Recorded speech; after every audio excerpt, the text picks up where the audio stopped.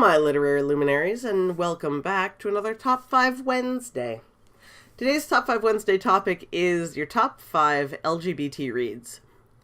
I had more trouble with this than I should have, which shows me what I need to start focusing on in my reading. I don't know, it's because thinking about both characters and authors, I guess I don't know as many as I thought I did, which is kind of terrifying and is going to be something for me to pay attention to for the rest of this year and the rest of, ever. But I did find 5. We'll go from there. I'll explain them as I go. So without further ado, let's get started. Number 1. A couple of these are going to seem like they're cheating, but I promise they're not. Number 1 is actually an anthology of short stories. It's called Powerless Against You. I might have a story in this anthology. You may need to read it to find out. Ooh. Now, Powerless Against You is a anthology of superhero stories, dealing with superheroes and supervillains and all the things in between in that genre. I know that a lot of the authors that have worked with Good Morning Publishing, which is the group that put out the book, are somewhere on the LGBT spectrum. My story in particular in that one is between a homosexual male couple. It's got some really cool stories in it, and I'm not just talking about mine, though I like mine, one would hope. And I like the fact that a lot of the authors are on the spectrum somewhere as well, which, it's nice to see the representation, so whatever, I wrote it too. Bleh. Number 2. I've been talking about this book a lot lately. Number 2 is Cam Girl by Elliot Wake. I've just forever I talk about this book. The book is published under Elliot's previous writing name, which is Leah Rader.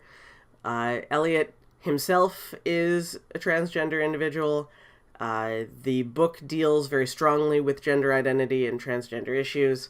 It's an amazing, fantastic, wonderful book. I love it absolutely to death. You probably can tell because I talk about it constantly. But I genuinely think that it's as strong as it is because it deals with fighting with your gender identity, and Elliot has gone through that personally. And it's just, go read it. If you haven't read it yet, go read it. It's a rough book. It's dark. It can be painful, but it's so good. Number 3. Number 3 isn't so much a book as it is a serial. It's all online. And that's the Addergirl serial by Lynn Thorne Alder. And Addergirl is pretty much a haven of LGBT stuff floating around the universe. Some of it is dealt with in a more magical fae setting, obviously, but not all of it. I know the author herself falls in the spectrum. It's a really excellent series. Lynn's got some fantastic ways with characters, description. Her world is so huge and immense and well described. It's a really, really excellent series. It's one that I've been following for a very long time, though not terribly well. I'm sorry, Lynn. And she does a very good job of making sure that there's a lot of representation and you don't necessarily, it doesn't draw a huge amount of attention to itself. It's just presented as something to be treated as normal, and I appreciate that. Number 4.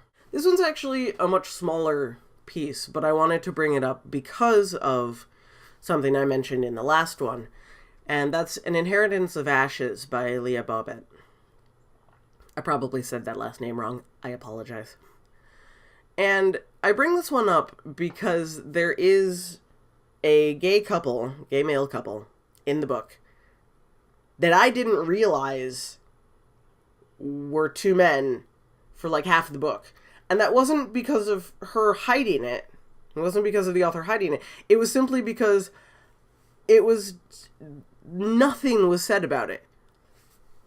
Which I'm not complaining about. That's fantastic. I love it. But it's one of those, all of a sudden, these are the characters, they're talking, da da da da da da da, and suddenly it was his husband, and I went, oh yeah, that's so cool! And that's what I like about it, is that it is treated completely as normal, even in a setting where not necessarily would it have been. It feels a lot more olden times. There's farming and all that jazz, low technology. And so I guess, my brain was sort of trained to assume that it would have more of the social settings of that as well. But it wasn't the case, which is fantastic. Absolutely loved it. I've never been happier to be surprised by something. Though it's unfortunate that it affected me like it was like, oh, it was this huge surprise. They're gay! And it shouldn't be. But I like the fact that authors have begun to simply treat it as they would any other relationship, because that's the way it should be treated. And finally, number 5. Straight up, I am cheating on this one. Don't care. Because number 5 is Son of the Revolution, and that is my book. And it comes out on Tuesday. Ah! But as I've mentioned before, I personally fall in the trans spectrum, so it counted. There are probably characters in the book that have indicated to me that they fall somewhere on the spectrum, though it's not ever really brought up in the book. There's no reason for it to be. My main character spends the entire book trying to avoid romance and relationships. So, but I had to, I'm sorry, I had to put Revolution on there. It's almost in the world. You can buy it on Tuesday. Of course, the pre-order link is still available, and that'll be in the description down below, but I'm sorry, shameless self-promotion, I couldn't help myself. Oh, God. But those are my top 5. I would love to hear who are some of your favorite LGBT reads, because clearly I need to read more of them. Let me know in the comments down below, or on Twitter at KRyanFrey. As always, I love to hear from you. If you like the video, be sure to give it a thumbs up. It is very much appreciated and very much helps. And hey, if you're new to the channel and you like what you see, why not subscribe? YouTube will very kindly notify you anytime that I post a new video, which should be every Tuesday and Thursday. But until next time, I shall bid you all adieu, and I will see you all on Tuesday for another Tuesday Talks.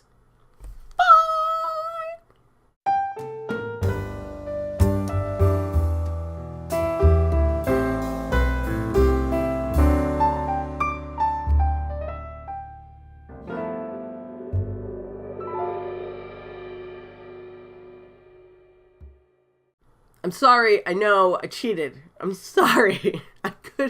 I had to.